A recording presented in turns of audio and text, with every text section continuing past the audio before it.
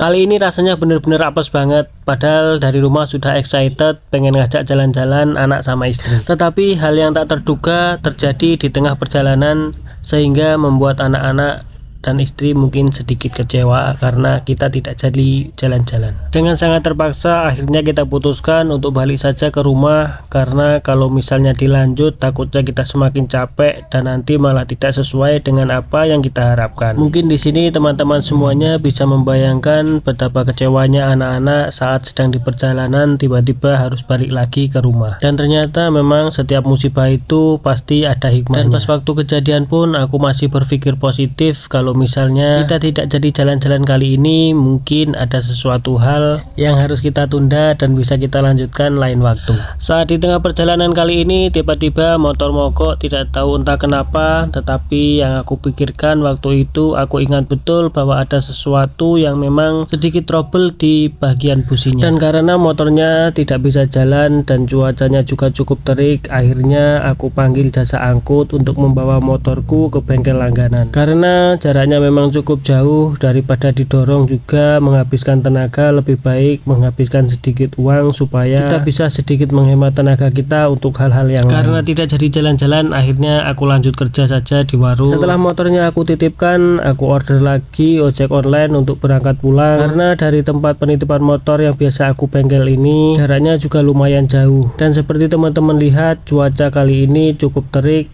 mungkin sama juga dengan tempat kalian. Setelah perjalanan sekitar 8 menit akhirnya sampai juga di rumah dan waktunya aku istirahat. Dan teman-teman bisa bayangkan setelah aku pulang sampai rumah ternyata anak pertamaku sangat kecewa.